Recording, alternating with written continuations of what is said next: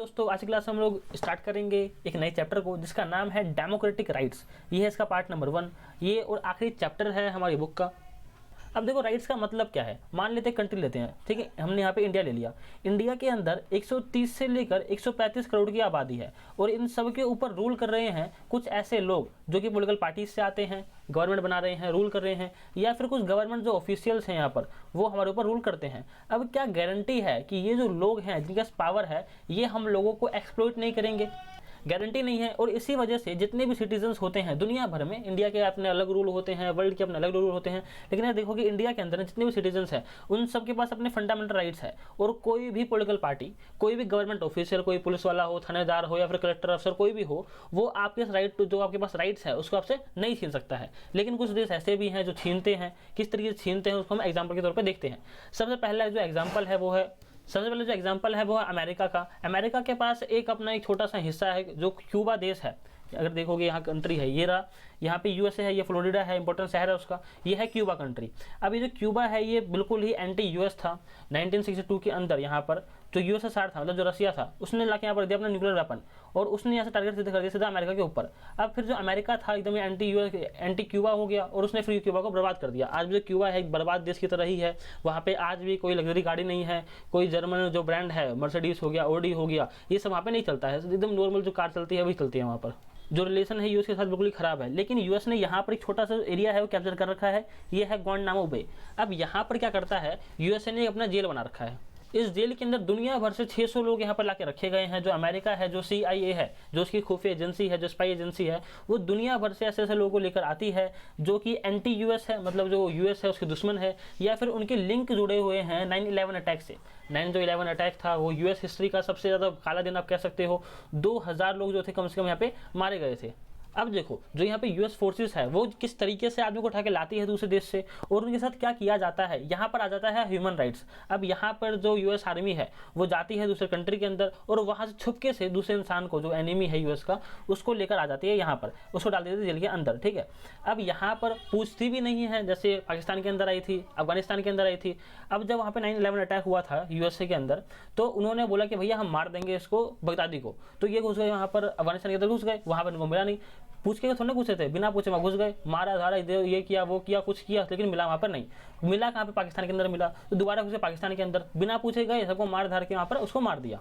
और ये कहानी जो है ना, ये पावर दिखाती है अमेरिका की उस दौरान, किस तरीके से जो अमेरिका था वियतनाम में घुस जाता है, ईरान, इराक, सीरिया, क्यूबा, मतलब कहीं पर भी घुस जाता है तो वहाँ पे तबाही मचा देता है। अब जिसको यहाँ पे पकड़ रखा है उसकी फैमिली चाहे तो भी नहीं मिल सकती है उस इंसान से।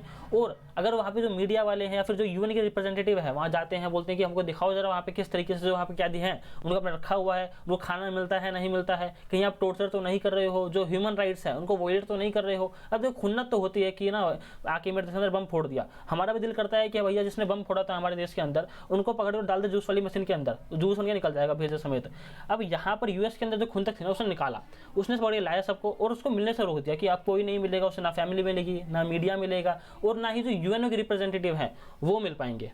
अब जिस इंसान को पकड़ा गया है वो जेल के अंदर रहेगा या फिर छूटेगा, इसका फैसला पूरी तरीके से करता है यूएस आर्मी। यूएस आर्मी देखता है अपने हिसाब से कि हाँ भैया हमने सही आदमी को पकड़ा है या गलत आदमी को लिया उठाकर, उसके बाद वो फैसला करता है कि जेल के अंदर इसे रखने हैं या इसे बाहर छोड़ देना है। अंदर गया तो फिर टॉर्चर किया जाएगा, उसको पूरा हिसाब लिया जाएगा कि उसने बम कैसे फोड़ दिया। और अब जो इंसान अंदर गया ना उसको ट्रायल नहीं मिलेगा। जैसे आज की तारीख में क्या होता है, जुडिशरी के अंदर किसी इंसान ने क्राइम किया, अपना जज हायर करता है, अपना जो वकील है वो हायर करता है और जो उसका पक्ष है, अपना जो साइड है उसे वहाँ पे रिप्रेजेंट करता है, वहाँ पे रखता है। लेकिन यहाँ पे कोई भी ट्रायल नहीं होगा। अब एक बार कह दिया अमेरिका ने अपने क्राइम किया है, अगर क्राइम नहीं भी किया होगा तो किया है। इवन जो है प्रिजनर है वो अपने देश के कोर्ट के अंदर भी यहाँ पर अपील नहीं कर सकता है। देखो यहाँ पे बगदादी जो था वो सऊदी का था, क्या कर लिया यहाँ पे सऊदी ने क्या किया छोड़ो, सऊदी कर क्या लगा ये बताओ। क्योंकि जो यूएसए है इसके पास जो मिलिट्री पावर है वो तो है ही है, घुसेगा सऊदी के अंदर तो हफ्ते भर के अंदर पूरा जितनी बिल्डिंग है सब मिट्टी मिट्टी कर देगा। लेकिन साथ ही साथ यूएसए के पास अपनी सॉफ्ट पावर भी है, जो दुनिया है उसके खिलाफ कुछ बोलती नहीं है, रिस्पेक्ट करती है एक तरीके से कि हाँ यूएस जो है वो सुप्रीम पावर है, यहाँ पे सुपर पावर है वर्ल्ड की, इस तरीके से रिस्पेक्ट होती है। आगे एक स्टोरी है, एक बच्चा है अनास नाम का, उसके जो पिता है जमील इल बाना, इसको अरेस्ट कर लिया गया था बाय दी यूएस जो आर्मी थी, जो CIA था उसके द्वारा अरेस्ट कर लिया गया। और ये बात मालूम पड़ती है इसकी फैमिली को बाय दी मीडिया, जो मीडिया है वो बताती है कि हाँ भैया इसको अरेस्ट कर लिया गया है। और उसके बाद ये जो बच्चा है चिट्ठी लिखता है प्रेसिडेंट ऑफ द यूएसए को और बोलता है कि आप कैसे हैं मिस्टर प्रेसिडेंट, मैंने आपको चिट्ठी लिखी थी 2 साल पहले, लेकिन आपने मुझको कोई रिप्लाई जो है नहीं दिया। हम जो लोग हैं, जितने भाई बहन हैं, हम लोगों ने क्रिसमस नहीं बनाया तब से इतनी खुशी से। हमारे जो पिता हैं, हमारे जो अब्बू हैं, आपने अरेस्ट कर लिया है उनको, तो हम चाहते हैं कि आप हमको यहाँ पे जो रिप्लाई है वो यहाँ पर दे, आंसर दे। तो इस तरीके से जो अपना बच्चा है, उनका जो अनाथ है, छोटा सा बच्चा है यहाँ पर 9 साल का, यहाँ पर वो बोलता है कि प्रेसिडेंट को कि आप हमारे जो पिता है उनको छोड़ दीजिए, अपना बच्चा जो है वो अपना दुख जो है यहाँ पे रख रहा है। चलो यहाँ पे जो यूएसए है वो कर रहा है, सो कर रहा है, लेकिन जो इंटरनेशनल ऑर्गेनाइजेशंस है वो कुछ करती क्यों नहीं, जाके रोकती क्यों नहीं यूएसए को कि आप ऐसा ना करो, यहाँ पे जो एक इंटरनेशनल लॉ है उसका फॉलो करो, एक जो संवैधानिक रूप से सजा मिलती है वही तो यहाँ पे अपनी तरफ से कुछ मत करो यहाँ पे। तो यहाँ पर कुछ ऑर्गेनाइजेशन जो है वो सामने यहाँ पर आए। तो यहाँ पर पहला है एमनेस्टी इंटरनेशनल। ये जो है इसने रिपोर्ट निकाली कि किस तरीके से जो यहाँ पे गुआंटानामो जो बे है वहाँ पर टॉर्चर किया जाता है प्रिजनर्स को। अगर वो जो प्रिजनर्स है वो चाहे कि हाँ भैया प्रोटेस्ट करें यहाँ पर, या फिर जो हंगर स्ट्राइक है वो भी करके यहाँ पर किस तरह छूट जाए, मतलब जो गांधीवादी आइडिया है कि हम हंगर स्ट्राइक करेंगे, भूख हड़ताल करेंगे, वो करे और छूट जाए। तो यहाँ पर जो यूएसए है वो बोलता है तुम छाती पीट कर मर जाओगे, तुमको आज़ाद नहीं किया जाएगा इवन तब तक जब तक ऑफिशियली ये बात साफ ना हो जाए कि तुम गिल्टी नहीं हो, तुम जो हो वो इनोसेंट हो, हम तुम्हें गलती से यहाँ पर ले आए हैं, तब तक हम तुमको नहीं छोड़ेंगे। चाहे तुम्हें खाना खाना है खाओ, नहीं खाना नहीं खाओ, भूख से मर जाओ। अब आगे क्या है, एक्शन में आता है यूएनओ। यूएनओ जो है वो बोलता है, यूएनएससी बोलता है जो ये गुआंटानामो बे था इसको बंद कर दिया गया है। अब देखो कल को मालूम पड़ता है कि जो गुआंटानामो बे है वो खुला ही है, बंद नहीं हुआ, तो कोई हैरानी की बात नहीं होगी, क्योंकि जो यूएनओ है या फिर जो एफएटीएफ हो गया, स्विफ्ट बैंक हो गया, यहाँ पे जितने भी इंटरनेशनल ऑर्गेनाइजेशंस है वो सब कुछ ही कंट्रोल करता है यूएसए, क्योंकि जितना भी फंडिंग है वो मोस्टली आता है वेस्टर्न कंट्रीज से, यूएसए से आता है, इंग्लैंड से आता है, फ्रांस से आता है, जो नाटो अलायंस है वो देता है इसको। तो इसलिए कोई हैरानी की बात नहीं है कि जो यूएनओ है या फिर जो एफएटीएफ है ये हमेशा पक्ष लेता है अमेरिका की और वेस्टर्न पावर्स की। अब अगला एग्जाम्पल है सऊदी अरेबिया का। ये बात हम सबको मालूम है कि जो सऊदी अरेबिया है यहाँ पर लोगों के पास कुछ यहाँ फ्रीडम है नहीं, लोग वोट नहीं डाल सकते हैं, रिलीजियस फ्रीडम तो बिल्कुल ही नहीं है। अब जो सऊदियों से कहानी क्या है, सऊदी के अंदर राइट टू वोट किसी के भी पास नहीं है, वहाँ पे इलेक्शन होते नहीं है, वोटिंग होती नहीं है, जिस वजह से वहाँ पे एक पूरी तरीके से हायरार्की है। मतलब जो राजा है उसके बाद उसका बच्चा जो राजा बन जाएगा, उसके बाद उसका बच्चा राजा बन जाएगा, यहाँ पे कोई भी इलेक्शन नहीं होता है, जिस वजह से आप रूलर को ना ही चेंज कर सकते हो, ना ही यहाँ पर एक नया रूलर को यहाँ पे बैठा सकते हो। अब यहाँ पे जो लोग हैं अगर चाहे बदलने के लिए तो सिर्फ और सिर्फ एक रास्ता बचता है, वो रिवोल्ट कर दे, क्रांति कर दे, लेकिन लोग करेंगे नहीं ऐसा, क्योंकि अभी जो राजा है वहाँ पर या फिर जो क्राउन प्रिंस है सलमान, मोहम्मद बिन सलमान नाम है उसका, वो भी पेंशन दे रहा है। अगर मान लो दूसरे को बैठा दिया तो पेंशन ना दे तब, क्योंकि यहाँ पर क्या है ना, जो राजा है वो रुपए बांट रहा है लोगों के अंदर, लिटरली रुपए बांट रहा है, क्योंकि अथाह पैसा पड़ा है, तेल के कुएं लगे हैं, तेल बस निकाल रहे हैं, बेच रहे हैं, पैसा आया जा रहा है, कुछ करना नहीं है। तो यहाँ पर जो पैसा है जो लोग हैं वहाँ बांटा जाता है, लोग कमाते नहीं है खुद से। यहाँ पे जो किंग है वो यहाँ खुद ही चुनता है कौन लेजिस्लेटर बनेगा, कौन एमपी बनेगा, यहाँ पे कौन एग्जीक्यूटिव बनेगा, कौन अफसर बनेगा, यहाँ पे सब कुछ चुना जाता है बाय द किंग। इवन जो जजेस होते हैं यहाँ पर वो भी अपॉइंट किए जाते हैं बाय द किंग। इसका मतलब है जो जजेस हैं वो कभी भी ऐसा फैसला नहीं सुनाएंगे जो कि अगेंस्ट द किंग होगा। और आगे क्या है, यहाँ पर सऊदी के अंदर कोई पॉलिटिकल पार्टी नहीं है, कोई पॉलिटिकल ऑर्गेनाइजेशन नहीं है। अब जरूरत भी नहीं है इसकी, क्योंकि प्रोटेस्ट करना ओपन लीगल है, तो ये लोग प्रोटेस्ट नहीं कर सकते हैं, और इलेक्शन होते नहीं है, तो इन लोग जो इतनी भी जो पॉलिटिकल पार्टीज होती है इनकी जरूरत पड़ती नहीं है सऊदी के अंदर। अब आगे क्या है, जो मीडिया है, इवन जो मीडिया है वो भी सच्चाई नहीं दिखा सकता है। मोनार्की ने कह दिया कि भैया आपको यही चीज़ दिखाना है, यहाँ पे जो न्यूज़ चैनल पर गाना बजाते रहो, बस गाना ही बजाते रहेंगे वो लोग, बस एक बार वो जो राजा बोल देगा, जो मोनार्क ने बोल दिया, वही न्यूज़ चैनल्स को मानना पे पड़ेगा। तो किसी भी तरीके से डेमोक्रेसी बिल्कुल भी नहीं है। अगला यहाँ पे फ्रीडम है रिलीजन को लेकर, वो तो बिल्कुल भी नहीं है। आप देखो सऊदी के अंदर जाके होली दिवाली नहीं बना सकती हो, जो वेटिकन सिटी है क्रिश्चियनों की सिटी है वो, तो वहां जाके कंट्री है, दुनिया से छोटी कंट्री है वो, तो वेटिकन सिटी के अंदर जाके आप होली दिवाली नहीं बना सकते हो। तो इस जगह पे ऐसे कंट्रीज के अंदर कभी भी कोई ऐसा फ्रीडम नहीं होता कि अपने धर्म को आप मान सकते हो। लेकिन हाँ, इंडिया जो है बड़ी सेकुलर नेशन है, इंडिया के अंदर हम लोग ईद दिवाली मनाते हैं, क्रिसमस भी मनाते हैं, मतलब ईद दिवाली जैसे जितने भी धर्म है दुनिया के अंदर उन सब के दिन यहाँ पर इंडिया के अंदर यहाँ पे छुट्टी होती है, मतलब यहाँ पे आप सेलिब्रेट करो आराम से, कोई दिक्कत नहीं है।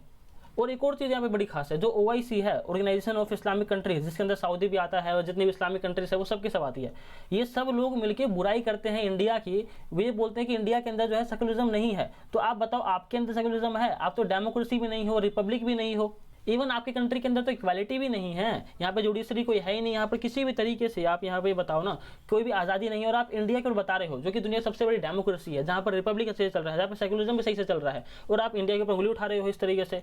आगे क्या है, जो नॉन मुस्लिम्स है यहाँ पर, जितने भी सऊदी के अंदर नॉन मुस्लिम्स है, अगर उनको अपना रिलीजन प्रैक्टिस करना है तो सिर्फ और सिर्फ प्राइवेट में करो। अगर तिलक लगाना है, रुद्राक्ष की माला पहननी है, या फिर आपको कुछ भी यहाँ पे अपना जो रिलीजियस सिंबल है वो कैरी करना है, तो सिर्फ और सिर्फ प्राइवेट में करो। कमरे के अंदर बंद हो, तिलक लगाओ, बाहर निकले चला वो धोना पड़ेगा, इस तरीके के हालात हैं। और यहाँ पे जो वुमेन है उनको तो बिल्कुल ही बांध के रखा गया है। यहाँ पर जो वुमेन है पब्लिक में नहीं जा सकती है अकेले, अगर उनको निकलना है तो किसी में साथ में किसी मिलकर होना कंपलसरी है।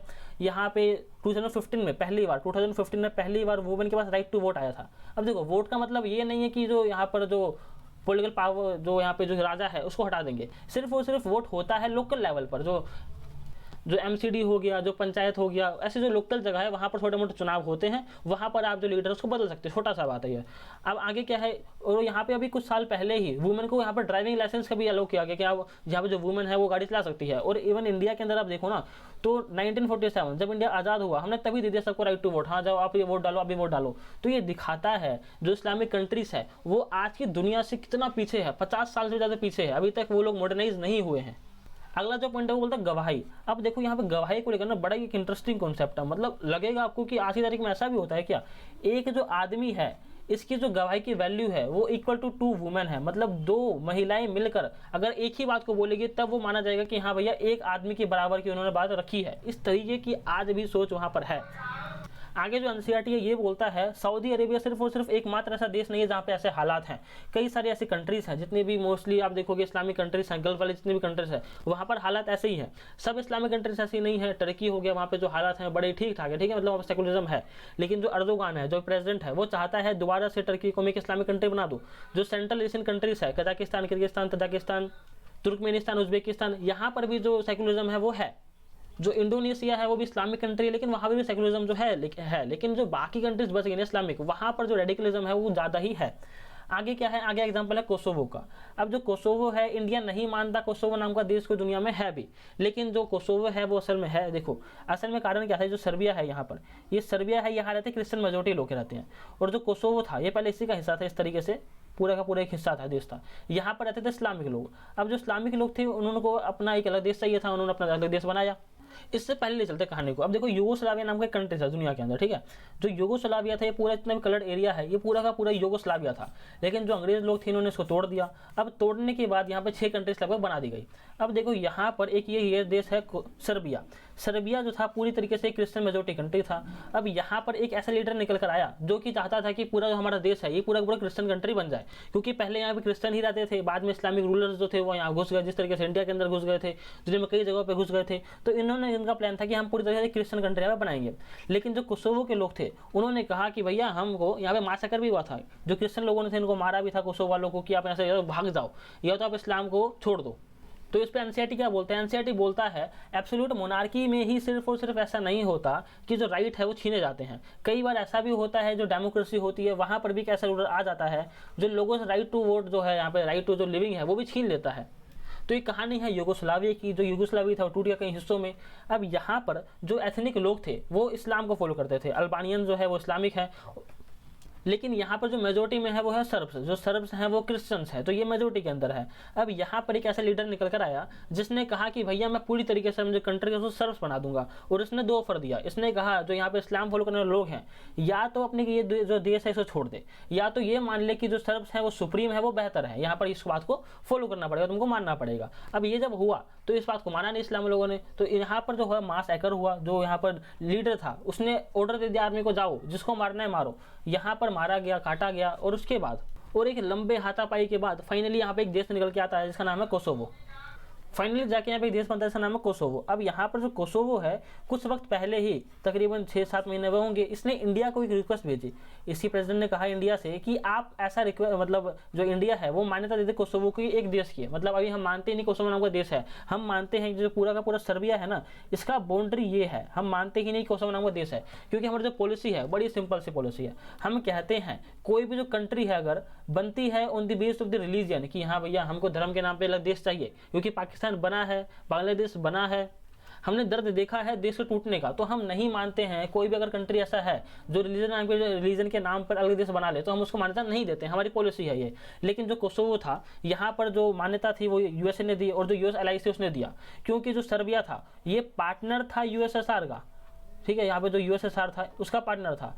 लेकिन अब जो अमेरिका है वो चाहता था टूट जाए, तो इसको अमेरिका ने तोड़वा दिया अच्छे से, मतलब, और यहाँ पे जो मान्यता है इसको यूएस ने दे दिया, और जो यूएस एलाइज थे उन सबने दिया, लेकिन इंडिया ने मान्यता अभी तक इसको नहीं दिया है, और जो यूएसएसआर के एलाई है उन्होंने मान्यता अभी तक नहीं दिया है। इस तरीके से चलता है।